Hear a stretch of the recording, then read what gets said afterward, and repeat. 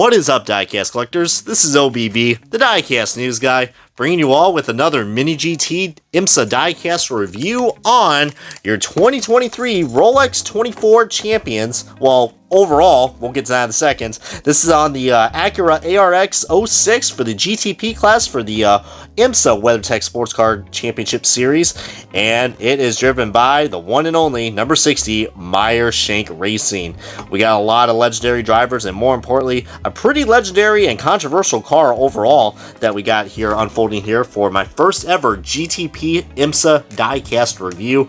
And this, I mean, you guys know I'm a huge Simon Pagenaud fan, so I had to get this. But here's some of the box work if you guys want to see that. This is clamshell, but don't worry, I will show you guys real quick how to get this car unboxed, as we're going to go and do this right now and start the unboxing and diecast review of the Acura ARX-06 for Meyer Shank Racing. And alrighty folks, we got this diecast out of its box, but before we get things started, let's look at the collector box that comes with this. Like every other Mini GT diecast I've reviewed before, that's one thing I gotta say I love, because we all gotta admit the clamshell packaging is quite of a big pain to get off, but this is why they're marketed 14+. This is not really a diecast, it's a collector model, but a really well made collector model. But if any of you guys are wondering how I'm able to get this car out of its packaging, as you see, it's definitely free and ready to be reviewed. I don't have the time in the world to actually showcase and describe how I got it out, but my good buddies at Greenlight Collectibles actually made a very good video, and probably the same tactic that I've been using ever since I've been collecting IndyCar diecasts and also with these Mini GTs. But yeah, I just thought this was pretty cool. So if you guys are a big fan of the spotter guides for the IMSA series, that's probably the same render that they used. But now getting on to the good stuff, we got this diecast right here. Well, first of all, tell me what you guys think of the new camera angle. I just thought I would give you guys a lot more of a lower profile and actually get up close to this diecast review. I know by this camera angle it kind of looks like it's a 124, but this is a 164 scale diecast that I'm showcasing you guys in the palm of my hands.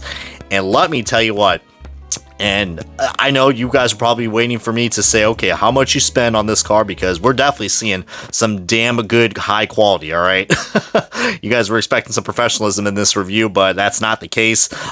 This is a really well crafted diecast that I got from Road Atlanta from PT Le Mans. This is my second year not running that series, but could you imagine though, that Road Atlanta is an absolutely is a nutty track. But yeah, I've been going to the season finale and also the season opener, which is Rolex 24, for the past 2 years now. And I think IMSA is probably the best series in terms of racing. I mean, good God, and this one is no exception. Of course, I'm a big fan of Simon Pagenaud, so another reason why I got this diecast as well. But all these other names might look pretty familiar, like Scott Bloomquist, Colin Brown, I'm sure some NASCAR fans know that, and of course the 4-time Indy 500 champion Helio Castroneves. But just feeling this car, even though I am wearing gloves, what you're getting, guys, for, I believe I got this car at Toronto Motorsports from Road Atlanta at their hauler, or the little tent as I like to call them, for about $18, which is actually a steal, because you guys can actually get these diecasts on eBay too from my good buddy at Gutswear. I don't know if Spoiler Diecast will have these, but if they do, man, let me tell you what, that's definitely gonna be the best place to get any kind of motorsports diecast. But good God, man, the GTP diecasts were absolutely well worth it, and usually they sell them also at the IMSA merch tents for $20, and you'll have some other places that will mark them up for $25, like Gutswear, which, you know, it's fine.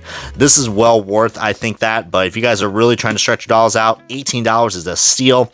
But now getting back to on the fine details of this, as we do got, you know, some dust specs, but this is a full metal diecast with, you know, as you can see, real plastic for the headlights. I don't know if the grill actually is supposed to look like this. I think this part is the only part that's plastic, but everything else, even where you think it could be plastic, it's metal. And let me tell you what, man, for a collectible that's not really a diecast, it kind of feels like a diecast because it's metal, it's got the rolling wheels. I mean, and this is the same company that makes the TSM models. I just thought that was pretty cool. But just look at this, man. Look at the casting. Look at the quality control. And another thing I love about the Mini GT diecast for this year is that they finally have the Michelin printing. When we go into a comparison very soon, you guys are going to see that in a second. I just think they couldn't get the printing, but that's no excuse in the year 2024.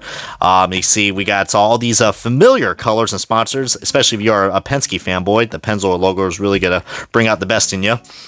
But and we do got a Rolex 24 logo, which looks like, it almost looks like it's got sun damage, but that's just the printing style of that. But the the bright colors that you're seeing on this card, you know, the bright pink and magenta from AutoNation, and the nice light blue from the CRX-XM accents. This thing right here, I'm so glad Meyer Shank is returning in the year 2025, because let me tell you what, there's no good reason why this is one of the best looking rides that you can get in diecast form from 2023. Even though this car came off into a pretty controversial win, I mean, heck, let's just say it wasn't really a back-to-back Rolex winners for these guys after all, which kind of sucks, but just look at this. There's window detail, there's different like types of just like so much stuff going on, guys. Even where the antennas are, that's even metal. Look at that. I mean, yeah, we do got some chipping right there, but that's pretty normal. We got even a windshield wiper molding right here. I mean, dude, for 18 bucks, you are expecting to get really good quality. And I definitely, if you guys have not picked up any Mini GT IMSA diecast, dude, the GTP diecast, not only the racing is so good and so entertaining, and if you guys think I am wrong, you guys need to watch most of the 2023 IMSA season. The GTP cars will absolutely change your mind, and I'm hooked. I went to like 3 of the big events already this year. Sebring, Daytona, and also Road Atlanta. So, hell, that shows you I went to more, I think I went to more IMSA races than NASCAR. Which is funny because this sport is owned by NASCAR, but God, this Acura just looks so freaking nice. But you know what, man? I could go ahead and gloat more about this quality and just showcase that this is the best $18 that you can get. But we got to look at the progress that Mini GT has been making. As I'm going to showcase, guys, a side-by-side comparison, which I usually do these in my reviews. But we're dating all the way back to the year 2017 in this Acura GT3 NXX car. I'm surprised, you know, my words weren't slurred after that, because that sounds like a tongue twister.